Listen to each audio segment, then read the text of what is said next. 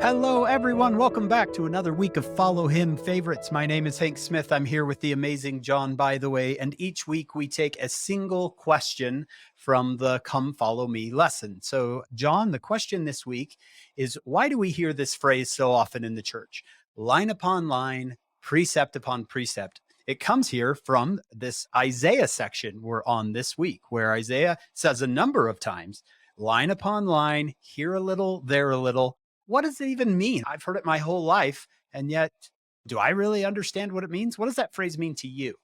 This is one of those things. I'm so glad there's that line because it kind of tells us the Lord is patient, even with us and our learning, that we don't get everything all at once and that it's not supposed to be that way. But we learn a line upon line, precept upon precept, and we get something. And boy, those are wonderful moments. Oh, I learned something at seminary today. Tuck that away. Hey, I learned something a couple of days later at seminary that was great. Hey, I learned something studying my scriptures. And all of that builds up. Have you ever seen, Hank, like on a church history tour or something, where they demonstrate how they used to make candles and how they take a string and dip it in the wax and then Right. pull it up and you have to wait for it to dry and then you dip it And do down it and then you again. have to, Yeah. and it's a very slow process. And it reminds me of the same thing. In fact, I always think of that when the Book of Mormon talks about he began to wax old. I think of candle wax that's just a little by little by little. And I'm glad for that phrase because it's telling us the Lord's patient with our learning, I think. But I also think that Satan has his counterfeit. I like to call it lie upon lie, decept upon decept, where he doesn't say all at once, yeah, go break this commandment.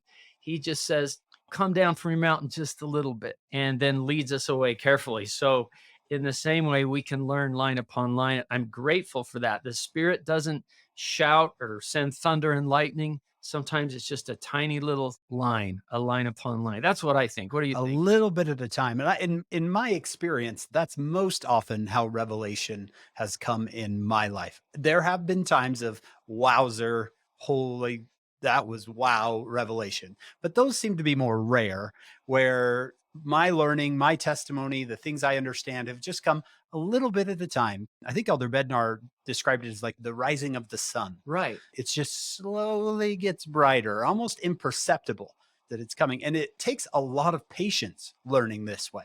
We live in a world of impatience, of instant messaging, and download that right now and Google that.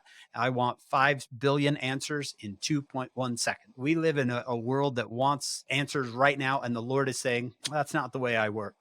I am slow.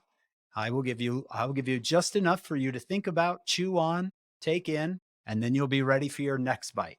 A little bit slow, take in. And you have to be careful, I think, John, because it's so slow and imperceptible. We can have sometimes the adversary comes back and says, oh, that wasn't revelation, just a lie upon lie. Let's take that away. Just a little bit at a time. That wasn't revelation. Look how slow that came. That can't be revelation. Revelation needs to be angels and choirs.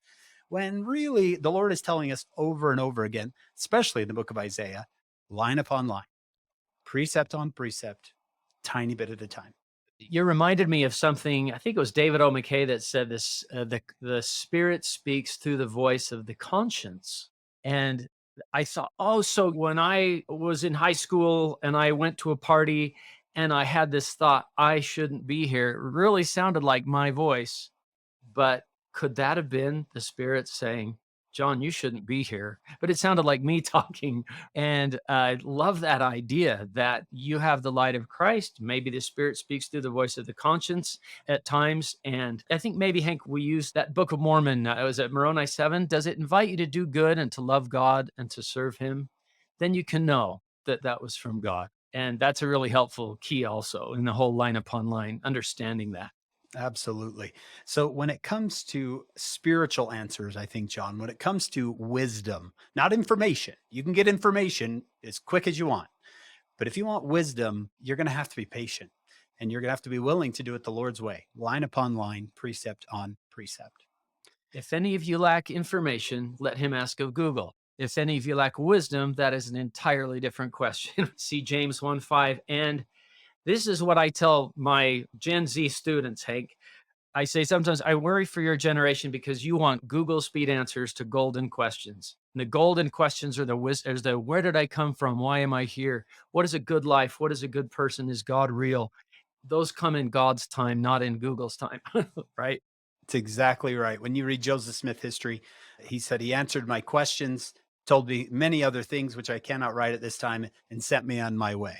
He didn't say, "Okay, Joseph, we're going to need barcodes on the temple recommends. You're going to have to outline the new for Strength of Youth program." He didn't lay out everything. He said, "Let me give you just enough for you to move forward a couple of steps and be watchful and ready. More will come later."